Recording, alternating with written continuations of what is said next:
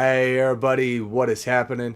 Ish Della Ish, and I'm bringing you a Madden 17 lineup update. This is post here, most feared stuff. The Halloween stuff is now over, and I had just gotten my account back about a week ago, and I was behind when I started playing, dude. That was so many of these solos to do, so that took up my days off there. So just finally got caught up, got my player made, enraged, all that sort of crap.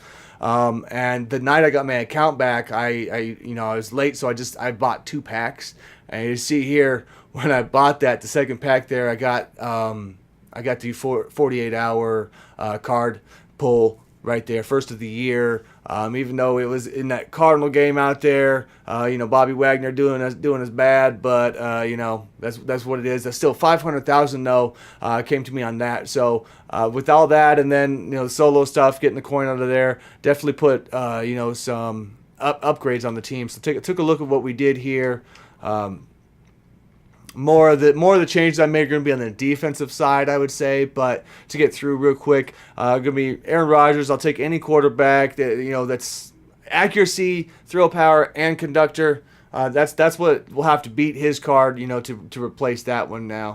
I had the David Johnson, Cardinal fan. I had the David Johnson Team of the Week card, but I sold that one for the Charles Henry. I do have the most feared 10 active and all that, so tier 2. So I'm going to, with even the speed on this one's going to match because he was a little bit lower on that. See, 91, 91. I get one more carry now. Obviously not going to be trucking and all that. More my style. I've always been a fan of the Jamal cards, though, so that's that works. And then I've got the pounder out there of the backup as Derrick Henry. And see, so that one's showing 88. Your backups for the halfback spot, at least up till now, have always gotten the bonus if they were the same. So when he comes in, he's gonna see the same, even though it's not showing it, on the front, but on the back there we're seeing that also. So that's a pretty good 1-2 punch, I'd say, for my style. I'm still going to be running the Texans playbook, going to be getting that pumped out.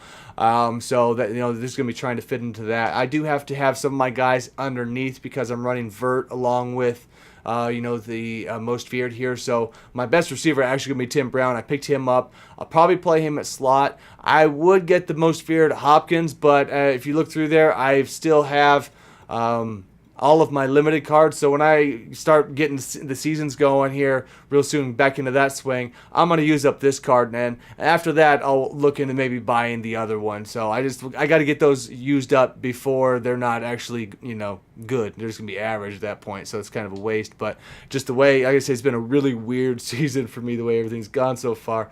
The linemen, there's not a lot of guys to choose from. Very unfortunate.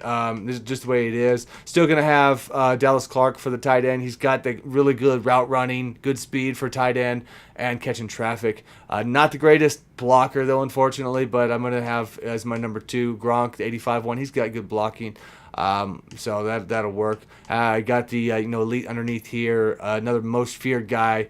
So that's 2. That's a couple of those guys that I'm gonna start are most feared. They're gonna get subbed out as soon as the game starts, but they're gonna have everybody else hit tier 2. So sometimes it's worth it. If you're not getting a bonus from that guy, I wasn't getting a bonus out of my right tackle anyway. So you might as well use something to help somebody else get a little bit of perk. But other than that, we're just waiting for good linemen to come out. It's weird. There's just nobody even in the range. Very few guys at every position. It's a mess right now. Eventually, hopefully, it will start getting those players. And it's weird to want to have linemen come out, but that's really where we're at. So, that's it offensively. Take a look on the defensive side. Like I said, I put more coin definitely into these guys here recently. The D-line, we've got Vernon. He's going to be running up to a 90.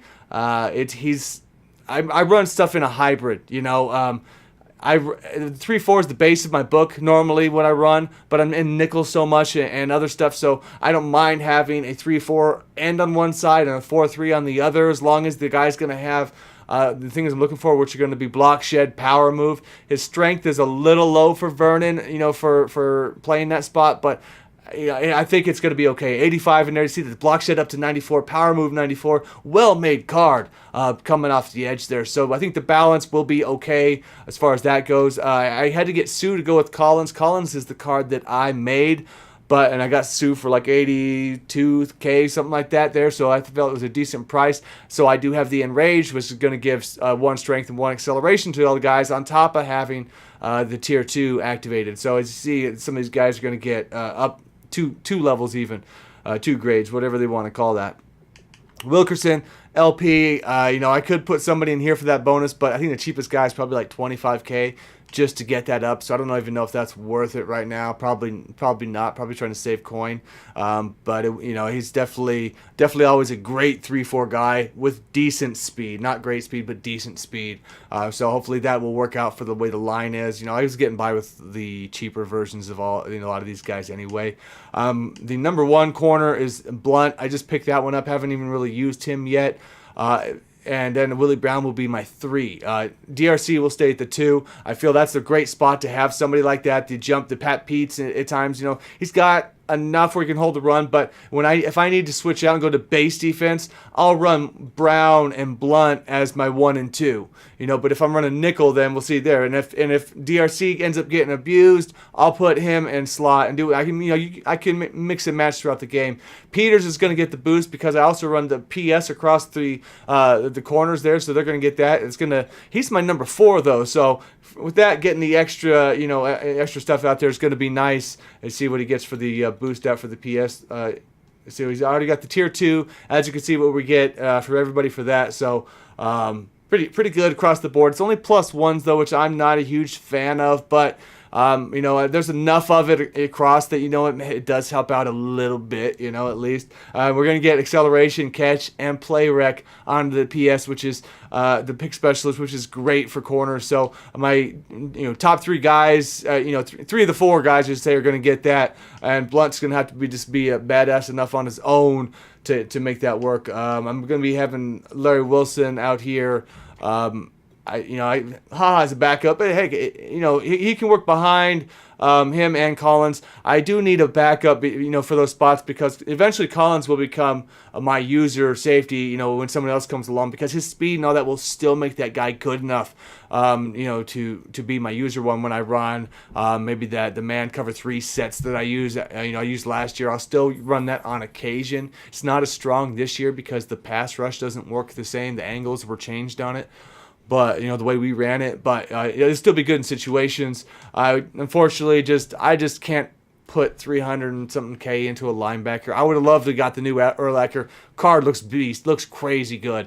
But I don't need the bonus for the interception. That's a weird one. I don't know if possibly they're giving you new animations. If they gave you new animations, I could see, and they were like crazy, I could see that maybe being worth it. But I don't have a problem with user picks with any of my other positions, except for D linemen. They're like the only guys that will drop one, or a real scrubby linebacker, maybe. You know what I mean? Like a 3-4 guy with just 0 hands, maybe. But for the most part, if I'm running middle linebacker, running anybody around, I'm not dropping them. So I'm not. I would love to have that card, but I can't justify the money for it. I need to get back up to 1 mil. I got stuff to sell here to do that. But that's the goal. I was above it, and then I was like, I just went on a spending spree. So how it goes. But I know, Matt coming off the edge is going to be great. Suggs coming off the edge is going to be great. We'll see what happens if I need to roll coverage. If I have to buy a Sean Lee and put him on one of the sides and do something down the road, I will. Depends on I have not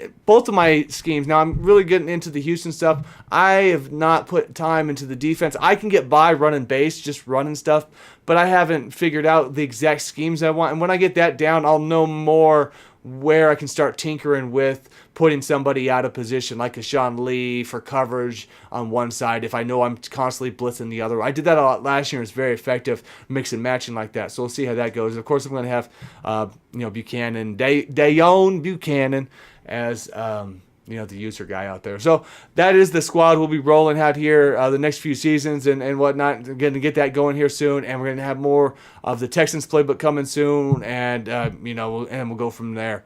Other than that, man, thanks for checking this out. We'll see you soon, guys. Peace.